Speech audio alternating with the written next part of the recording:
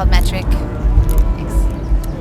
Lana was telling me a crazy story as we were walking here about your keyboard and what happened to it today. Can you tell us what happened in your day so far? Well, the keyboard is already a source of adventure, and I'm really loyal to that instrument. I've had it for 10 years, but it's a very unpredictable instrument anyway. But with even when it does arrive. But what happened today is, we're flying from New York, and those times that you're checking your luggage and you just know that it's not going to come. Like, I don't know why, but we were all like, that thing's not showing up. I don't know why. We just checked the one thing, and sure enough, we get to Montreal. It's not here. We're looking everywhere, all over the airport, talking to the people, doing whatever. It's pouring rain. I'm watching all this stuff come in the rain, and I have this story in my mind of Evan Cranley from Stars, who once opened his bass case, touring, and opened it, and it's just like water poured out of the. Anyway, I'm hoping that didn't happen to my poor little Pro One, but long and the short is they didn't have it here in time for the festival, and luckily our friends in Montreal from Arcade Fire offered up their Pro One, which was so generous and great. So it kind of made the show in a way that, I don't know, it kind of gave me a good vibe of like community in Montreal to have their instrument on stage with us. It's nice. So I have a holistic questions here, but then a lot more interesting than my questions was your outfit on stage today. Can you tell me about what you were wearing and your general philosophy for dressing for a show?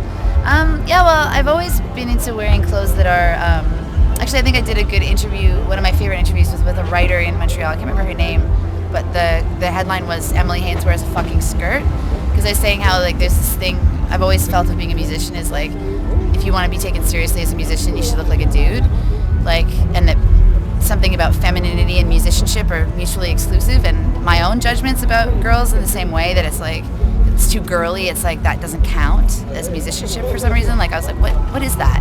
So for myself, I pushed myself not to wear, like you see, like this is how I dress, like, right?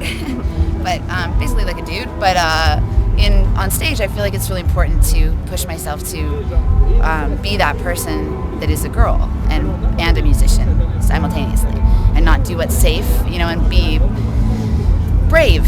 So it's developed over the touring, over time, and I have a friend named Claire Edmondson who we designed stuff together, and for the Live It Out tour, she made these, I think it was like, most of them were white, and they're kind of, it's like a skirt in the front, but it's like shorts underneath, like the culotte vibe.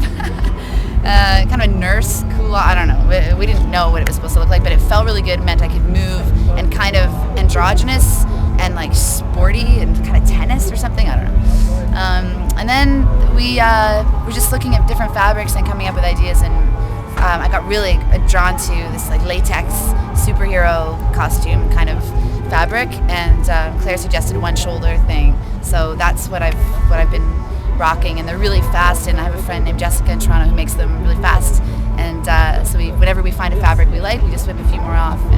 So it's always the same pattern? Right now, I mean, it's been, I don't know, it's just for the summer festivals, kind of. I had this vision of, wanting to have colorful, energetic superhero vibes.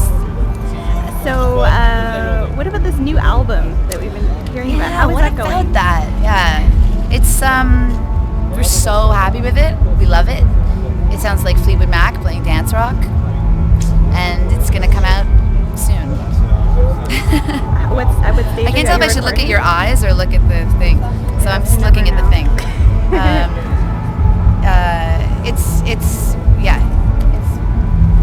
More news is coming on that, but we're really, really happy about it. And your solo project, is that still going to be in the works? Or? Well, the solo record and the EP were really, it's funny, when I look at, my life and my work, I wish that I could plan what I felt like I needed to do, like, but in retrospect, it's like, I had to put out that music. I don't know if it was the right time, I don't know anything about it, all I know is I had to do it, and all I know as well is that right now, it's the last thing on my mind, is doing a solo project. I put everything into Metric.